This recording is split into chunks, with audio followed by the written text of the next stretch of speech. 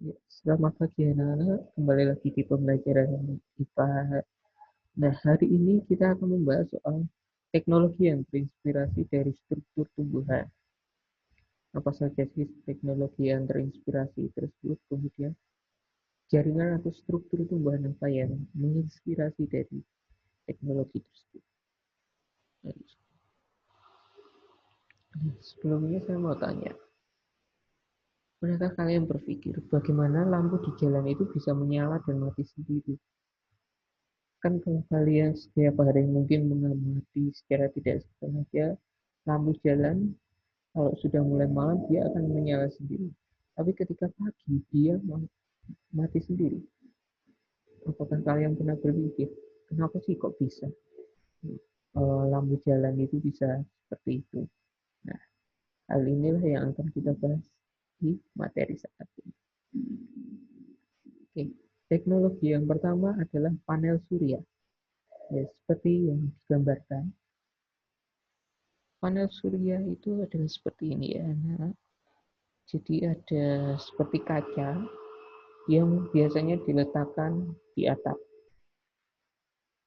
Nah, kaca-kaca ini fungsi untuk menangkap sinar matahari yang kemudian dirubah dan disimpan ke dalam suatu baterai atau aki untuk menjadikan energi listrik untuk rumah tersebut. Selain kaca, ada juga yang bentuknya seperti tanaman. Nah, panel surya ini sudah mulai banyak dikembangkan. Beberapa negara sudah menggunakan teknologi ini untuk menghasilkan energi. Nah, sekarang panel surya itu terinspirasi dari apa? Panel surya itu terinspirasi dari proses fotosintesis di daun. Saya hanya akan menjelaskan sekilas. Untuk lebih detailnya lagi, mungkin akan kalian bahas waktu SMA nanti.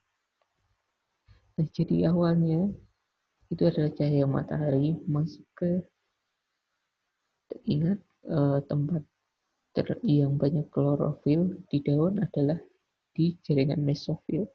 Nah, jadi cahaya matahari mengenai jaringan mesofil, kemudian terjadi suatu reaksi yang menghasilkan uap air yang dipisah menjadi oksigen dan H.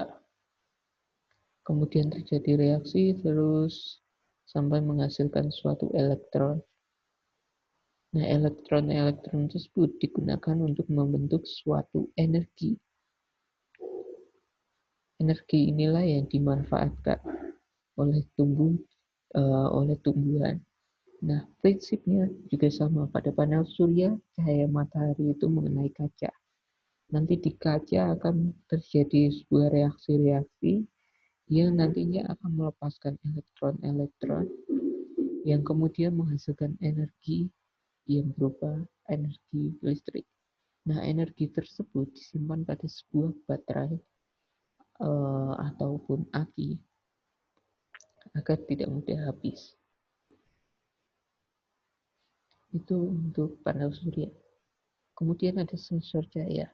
Nah, ini untuk menjawab pertanyaan yang tadi. Kenapa lampu di jalan itu bisa menyala dan mati sendiri? Nah, kalian perhatikan. Jadi, lampu jalan itu ternyata memiliki suatu alat yang disebut light dependent resistor atau disebut LDR. Nah, light dependent resistor ini itu ketika dia ada cahaya, dia mengeluarkan energi, kemudian energi tersebut dirubah sehingga karena energinya terlalu besar membuat saklar itu mati. Itulah kenapa kalau pagi hari lampu jalan mati. Sedangkan ketika malam karena energinya berkurang dan intensitas cahaya juga berkurang, itu yang mengakibatkan saklar pada lampu jalan akan menyala secara sendiri. Nah, teknologi ini terinspirasi dari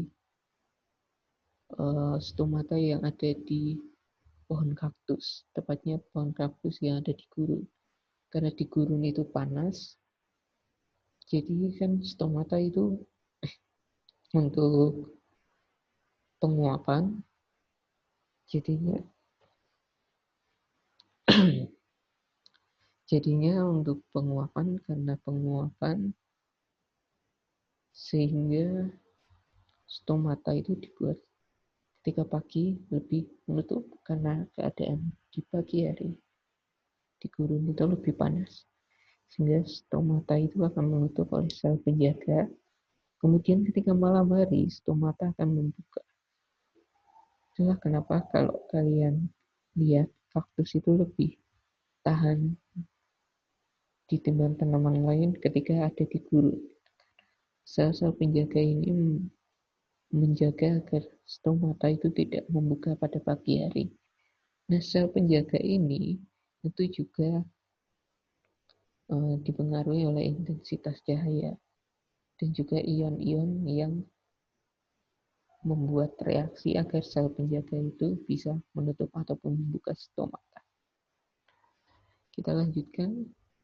Untuk lapisan, kemudian teknologi selanjutnya adalah lapisan pelindung dan pengilap.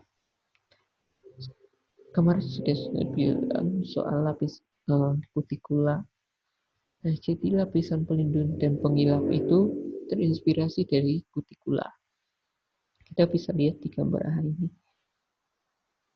Embun saja tidak bisa menyerap ke daun, tapi berdiri di daun-daun tersebut. Nah, hal ini terjadi karena ada lapisan kutikula yang seperti lilin untuk melapisi daun. Nah, hal inilah yang membuat terbuatnya teknologi lapisan pelindung dan pengilap pada mobil. Kalian bisa lihat kalau misalnya mobilnya tidak dilapisi, dia akan lebih kusam. Tapi ketika dia dilapisi oleh seperti lilin, maka dia warnanya akan lebih cerah dan lebih tahan lama dibandingkan dengan bagian yang tidak diberi oleh lapisan ini. Oke, yang terakhir adalah alat pemurnian air. Gambarnya seperti ini, alat pemurnian air. Kalau kalian bisa mengerti bahwa alat pemurnian air ini digunakan untuk memurnikan air agar terhindar dari bakteri. Nah, alat pemurnian air sendiri itu ternyata terinspirasi dari akar eceng gondok. Jadi di akar eceng gondok itu terdapat sel yang disebut aquaporin yang fungsinya untuk menyaring molekul air, sehingga hanya molekul air saja yang tersaring ke tanaman, sedangkan kotorannya terbuang.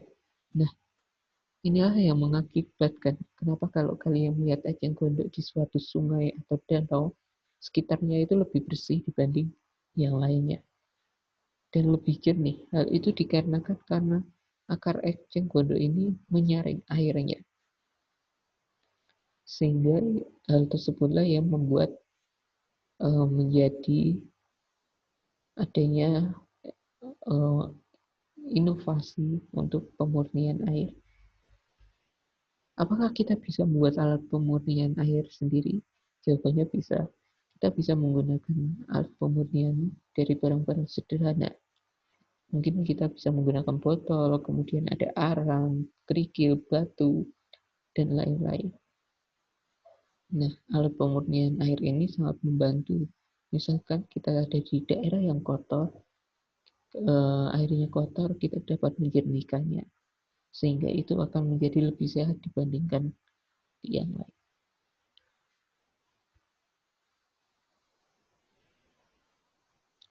Baiklah, demikian pembelajaran kita hari ini. Mungkin saya cukupkan sampai sini. Kurang lebihnya mohon maaf jika misalnya ada yang belum paham, bisa ditanyakan. Terima kasih.